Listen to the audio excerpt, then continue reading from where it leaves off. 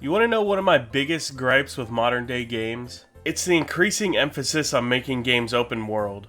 Ever since the release of Minecraft in 2011, it seems like 50% of all the new big studio games are open world games. And while there are definitely open world games that knock it out of the park, I feel like many of those games would be better if they were a streamlined experience. But there's one thing that pretty much every open world game misses out on, and that's the opportunity to have an amazing level from start to finish. You know, missions or events in a game that are crafted masterfully, things you can't put down until it's over.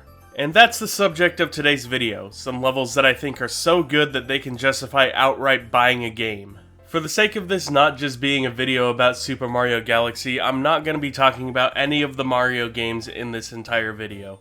With that out of the way, here are my picks for some of the best video game levels.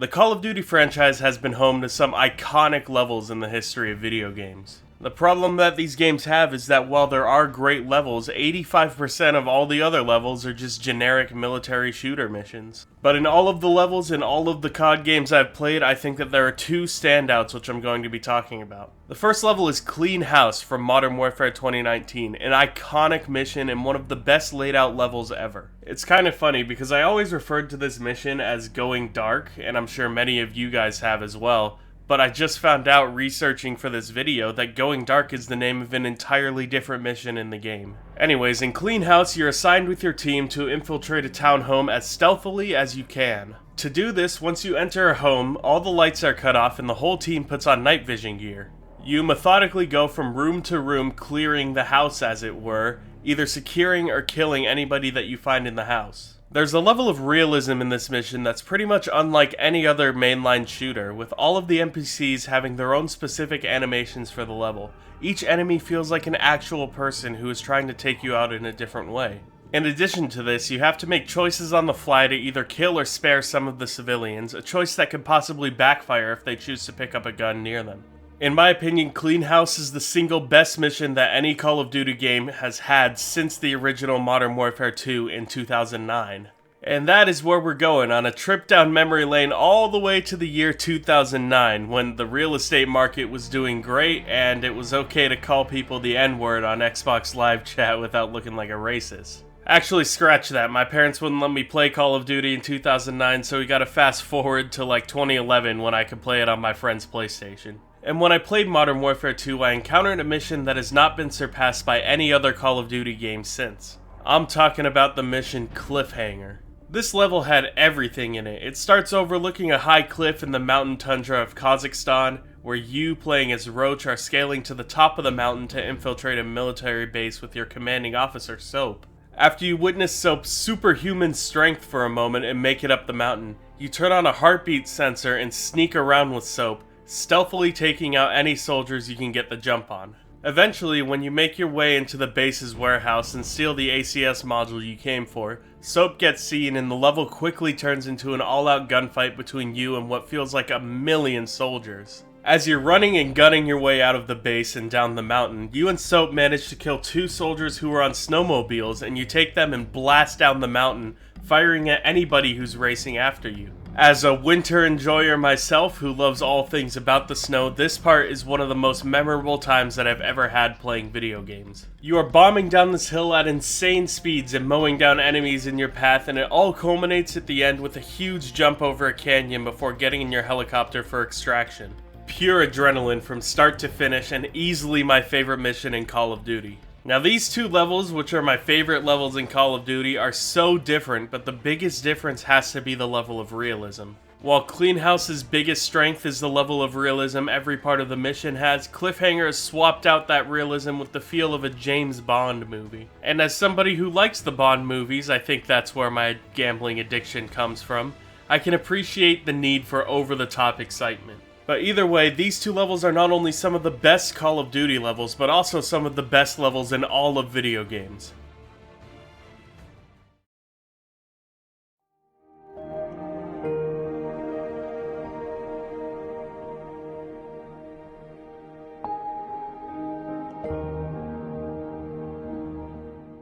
It Takes Two is one of those rare generational games. And I say that because every single one of these levels in this game is so unique and well laid out. And on top of that, the story revolves around people who you actually care about as the game goes on. The message that it has is very cute, and every single element feels like a kid's imagination come to real life. It is the best two-player co-op game on the market, hands down. And I mean, it's the only game in recent memory that won Game of the Year at Game Awards, and everybody was just like, yeah, I could see that. But every single one of these levels is so fun that it's hard to choose a specific part of the game because they're all so good. And for me, for the sake of variety, I'm going to exclude the snow level. My favorite part of this game has to be the cuckoo clock. In this part of the game, the player using Cody gets the power to reverse time, and the player using May gets the power to make clones of herself.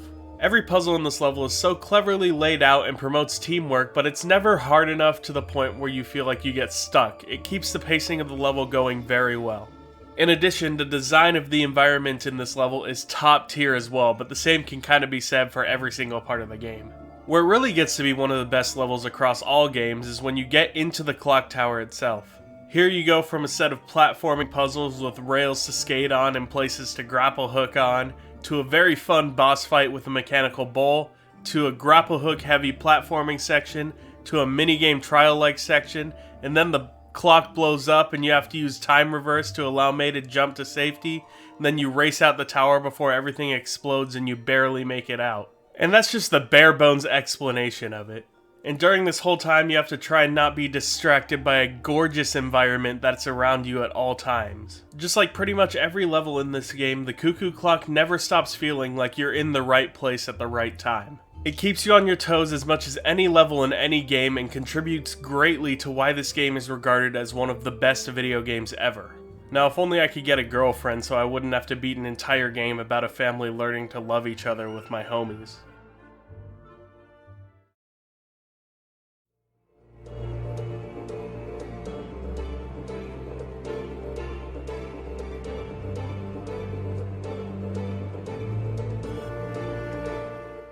Mass Effect 2 unknowingly, or maybe even knowingly, set the groundwork for some of the best choice-driven story games of all time.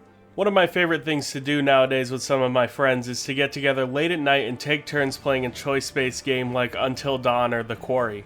And I think a lot of the layout of those games pays a lot of homage to the layout of Mass Effect games. Mass Effect was really the first mainstream game series in my memory where the choices that you make or don't make will affect what happens in the long run. Like back then, the moving of character death and romance in between games was an insane idea. But a lot of those do-or-die choices come to a head in the final mission of Mass Effect 2, conveniently titled Suicide Mission. Unlike virtually every other game that has a mission dubbed Suicide Mission, this one possibly can feature every single character on your team dying permanently with the exception of Joker. Unlike most games where a suicide mission will involve at most 1 or 2 deaths of characters who probably didn't have much of an impact anyway. What separates this mission from all the rest is definitely the plot impact. Upon playing this level, the combat is great because Mass Effect has one of the best crossbreeds between RPG and shooting mechanics. The enemies and the environment and the boss at the end, the Human Reaper, are super thrilling, but the thing that keeps you gripped to the edge of your seat is the possibility that someone on your team may die from a choice that you make.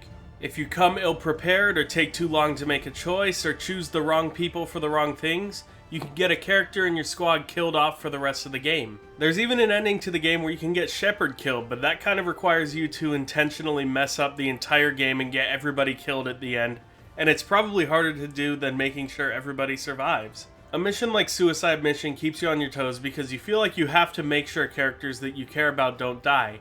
And that carries over to games that companies like Supermassive have created, like Man of Medan or The Quarry. The only difference? I feel like I messed up when my Mass Effect characters die, whereas I feel pity for my friend Mateo in Man of Medan when he fails a QuickTime event and gets the cute girl shot in the face.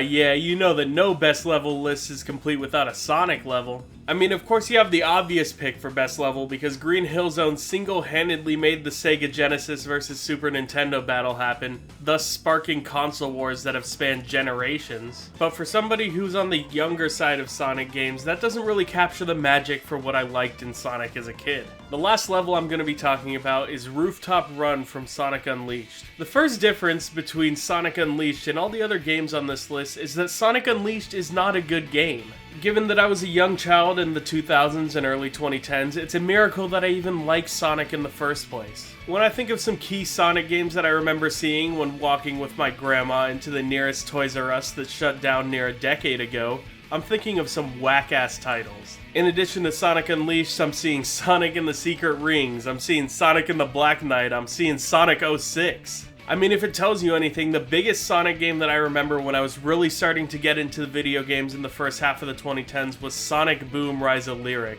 So you be the judge on if I saw some good games or not. Of course, there was Sonic Colors and Sonic Generations, but those are the few good of the many, many bad that I played.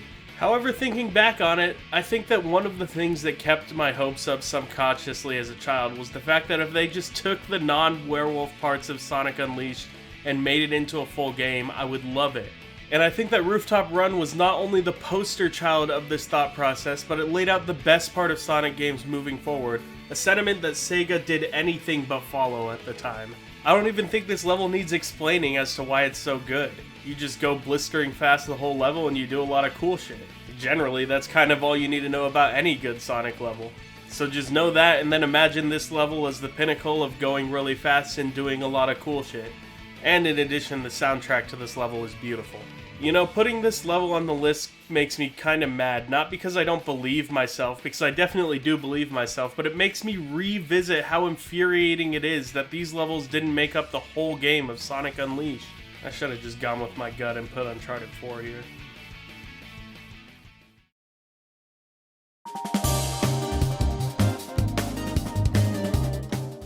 And those are some of the games with the best levels in all of video games. I think that something that you can take away from this video and my overarching argument is that none of these levels come from open world games. Don't get me wrong, I like some of the open world games, but I think that with some of the increased emphasis on it due to the success of game franchises like Grand Theft Auto, Red Dead Redemption, and the new Zelda games, companies are now starting to focus more on how free a game is rather than the quality of the missions. But there is a bright side to all of this. The 3 games that I just mentioned and a few others are doing a really good job of blending those two formulas together. There can still be good open world games with really good levels. But you know what game is not only not open world but also has no good levels or good game mechanics whatsoever? League.